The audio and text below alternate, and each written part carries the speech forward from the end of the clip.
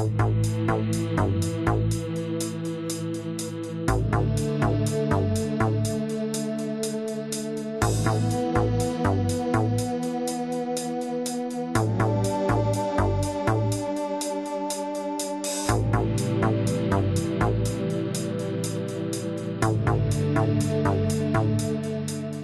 družbi Kograt IGM sem imela malo manj kot 5% delnic, lastništva delnic, in v procesu iztisnitve malih delničarjev sem bila pač iztisnjena kot lastnica za, po mojem mnenju, nepošteno odškodnino. Moje mnenje je, da je v bistvu cena delnice, vrednost delnice bistveno višja, kot je bila ta, ki so nam jo večinski delničarji priznali.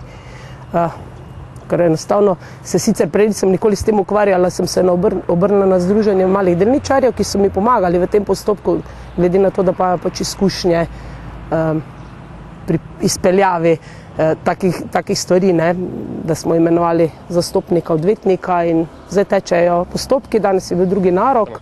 Na današnjem naroku so se stranke dogovorile v soglasju s sodiščem, da bo postavljen izvedenec z področja vrednotenja podjetij, in sicer mimo poravnalnega odbora.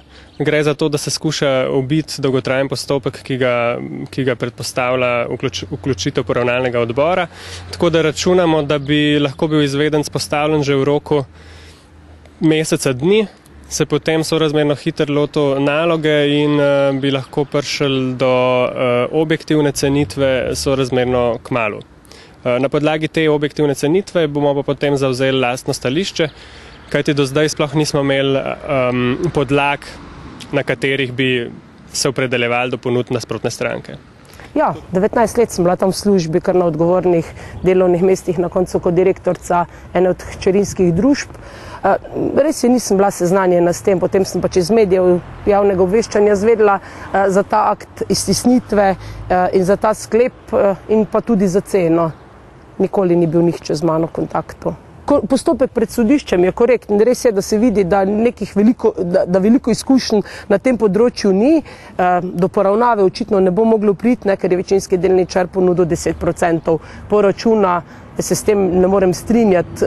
Tudi glede na to, da ni bil dan noben dokument, ki bi kazal, da je to neka poštena odpravnina. Mi enostavno skozi sodni postopek zaenkrat nismo mogli dobiti niti cenitve.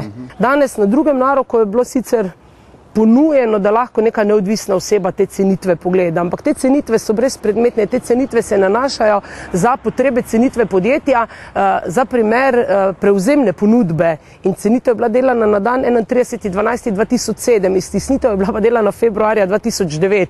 Vmes je kompletno poslovno leto leta 2008, ki ni bilo nikjer upoštevano.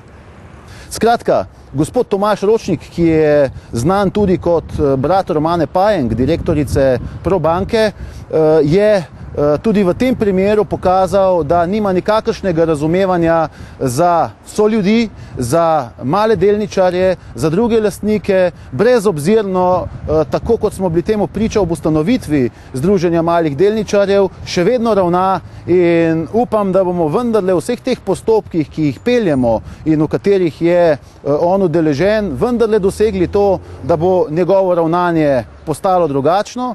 Gre vendarle za pomembnega podjetnika, direktorja številnih podjetij, ali pa da seveda bodo tisti, ki so iz tega naslova prizadeti, v prvi vrsti mali delničarji, dobili to, kar jim gre, in ne bodo ostali izigrani kot v številnih drugih primerih, in kar je očitno modus operandi gospoda Ročnika.